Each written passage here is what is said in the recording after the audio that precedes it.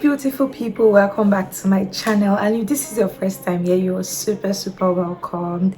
I know, like, I kind of took a break, but not like one kind of big break, just like a tiny break. You know, obviously I'm on TikTok and I wanted to be posting twice a week on YouTube. You know the energy when you start, but like I had to take a break. And if you guys don't know, I'm such an introvert, but I'm extroverted in more intimate spaces. Obviously it happens to a lot of people and I'm one of them. So like I kind of felt like, oh my god, I'm giving myself away too much and I'm draining myself, and I needed to like calm the fuck down and like recess and put myself together. When I started YouTube, I wanted it to be like a mental check-in for me. I wanted to use it like as my virtual diary, something like that. So, and I haven't like been so honest, like, oh, coming to just be myself all the time. I just started like I'm trying to do what I see people do, but I'm more of like a sit down and talk to you guys kind of person. So I'll just try to be more honest in my content and be more of myself. We're coming to the end of the year already. It's like October, November and December, and I don't know, hope you achieved everything you wanted to, and if you did not, kudos to how far you have come. Personally for me, this year started off in a way that I didn't even imagine it to start, and that led me to where I am now, even if it wasn't so like beautiful, but I took on the pace and moved on. And I'm somebody that likes to, like, I don't want to be the same person I was last year. And like, it's not like, oh, that thing that you do when you're going new year new me. No, when I say new year new me, I actually taking the time to check in myself and do a progress report on me and make sure that I'm actually doing these things that I said I want to do. Is like, if you put so much pressure and be writing it and be telling the whole world, no, that's not like how I do mine. I kind of take my time. So if you have been on a self-growth journey the whole of this year and you find this video, I'm happy. So let's like do a little bit of check-in. So I'm going to like tell you guys 5 signs to show that you have grown as a person. Personally, this is my personal experience, and if you have experienced the same thing, I'm proud of you, and I'm so proud of you. And if you haven't, you can take these tips and start to check in on yourself and say, oh, this thing, am I doing it, am I not doing it? And if you feel like you don't need to, fine. But if you have been working on yourself, this is a video to encourage you and tell you that you are doing so well. So let's get right into it.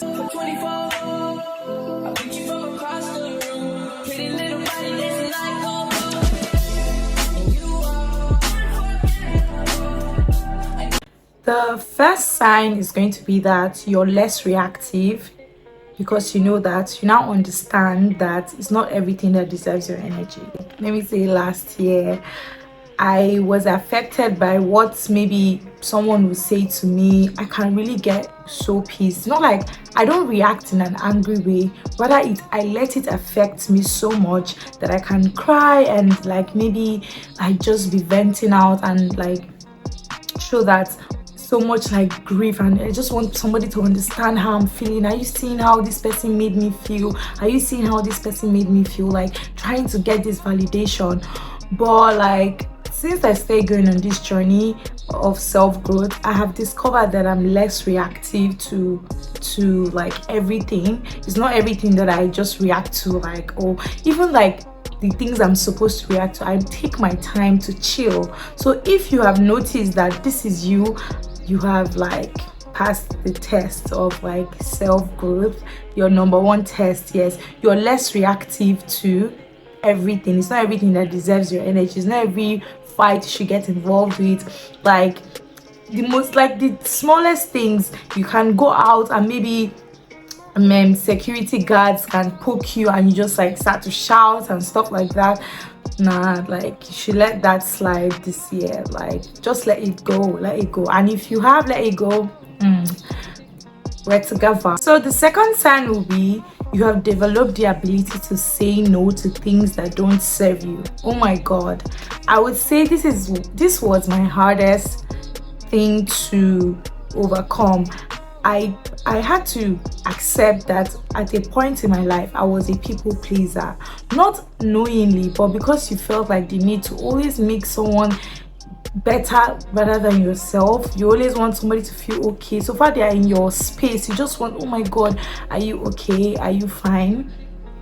But at the end of the day, you find out that you are drained from doing so much of those things because you might not be getting exact from that. And it's not their fault, it's not the person's fault, because you are the one going extra mile doing it. If they already know, when somebody, like, when you know that, just like now, you know that if you apply this gloss you're going to be popping, even if when the gloss doesn't want to come on your lip, saying that maybe this person's lip is not worth me, but you are using it because you know that this thing is going to serve you, it's going to tell you, it's going to give you that glossy lip. Like, do you get? So if someone knows that you're such a I will do it no matter what person, they will consistently come on you like, oh, help me do this, not knowing, but in their minds, like, she enjoys doing it or she's good at doing it. But you might get exhausted sometimes, and you might be labeled that person that, oh, you're just good,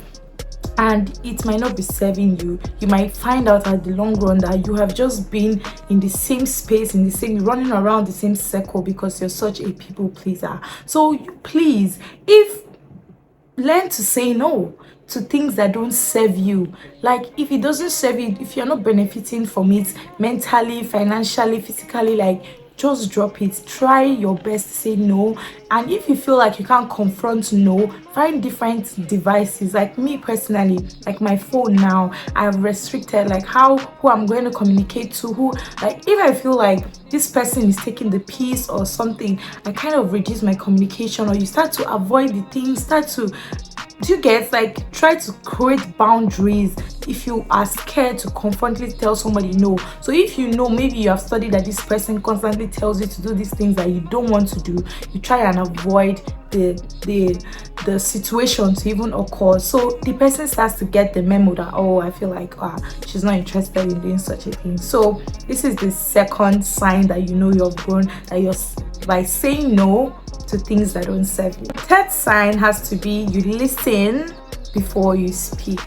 You listen to understand before you speak. As I have been going on this feminine journey, like, you have to be poised in every way and every angle of your life. You have to try. I know it's not easy.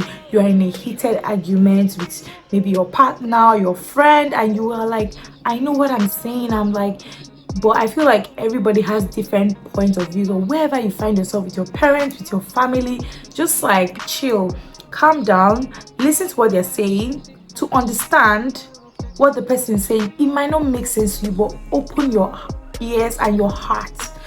It's not like, oh, you are just like, oh, let me just hear what he's saying. Open your ears, your heart, to understand where the person is coming from, regardless of the situation, because you know that you did something, maybe from your own end you were perfect, you did what was right at the moment of whatever argument. It might even be the smallest things, like it might be as a stupid argument like Whiskey and Davido, and you can find yourself in that conversation, but you are a fan of one person, and you have to listen to the other person's point. You don't have to, every argument doesn't have to end in a fight or in a messy situation. Imagine when you're having a proper conversation with your friend and you have to disagree. Everybody doesn't have the same point of view, but listen to what the person is saying so that the conversation can go in a very matured way. You guys are having a proper conversation. I might have a point A view, you might have a point B view, but anyways, I understand your point A view and I get where you're coming from. Try and see the picture in what the person is saying, and they will see the picture in what you're saying. You might end up giving that person a tip or two. They can relax and later chill. But if you are shouting, you're not letting the person speak because you want to make your point. Arguments are meant to happen, like, you're meant to disagree, but don't let a simple conversation lead to an argument because you don't know how to listen to understand. Fourth sign will be you stop letting minor inconveniences ruin your whole day. It's very hard, trust me. This is something that everyone would struggle with. So let me give an example. You planned your whole day out, you're supposed to do something, and you were expecting some cash to come in so that you kind of like sort yourself out. But you already planned that, oh, I'm going to film today, I'm going to like do a lot of things today, but in first and foremost I have to get this money. So, and the money doesn't come. Obviously it's sad and disappointing, but like, don't let it ruin your whole day. The day that you plan to wash your clothes, to go to the laundry, do cook food at home and everything, that yes, it can be like, the best bet is always to bounce back on the bed. It happens to me and I still struggle with it, but I try my best to push myself. Like, I would say I'm 80 over 100% over it, because like I try my best. Like, some things you can even stay and your brain starts to process the worst things. Like, you start to think like, oh, shit is not going the way I want it to go, my life is not going the way, and like it can ruin your whole day. Stop that. Or you have an argument with somebody, it ruins your whole day, you're not able to do work or do any other thing. That's not a good sign that you should carry into the next year. So personally for me, I have grown from that, and if you have, it's a good sign that you have grown as well. So don't let minor inconveniences ruin your whole day. So the fifth sign, I would say, it's a huge change and I'm so proud of myself, is not projecting my insecurities on others anymore. I didn't realize that I used to do it, because I told you guys I do like a progress report on myself, and I always want to be better. To be honest, I want to be good, not like I want to be the best person in the world. I'm ruthless sometimes. When I feel like things that are starting to affect me, I can like cut things off. But like, this part of projecting insecurities, you can do it knowingly or unknowingly, and it can come off like it's not a good trait at all, because you can look at yourself and call yourself fat and call yourself mediocre, and you find out that every time you're in a conversation, maybe with your friend, and you find out that you start to say those petty things about people, that because that's how you feel, you start to say that this person doesn't even look, she's not all that, she's fat, oh, she's fat, she has flesh, is this one skinny, or is this the skin, is this the popping skin? Nah, that's not true. You have looked at somebody that have called yourself beautiful, wonderful, so why would you like project your mental state on them? It's not a good thing, and it might be the barest minimum. You know the things that you're insecure about, don't project it to other people. And I feel like I try my best, and I think like honestly this is 100 of 100 for me.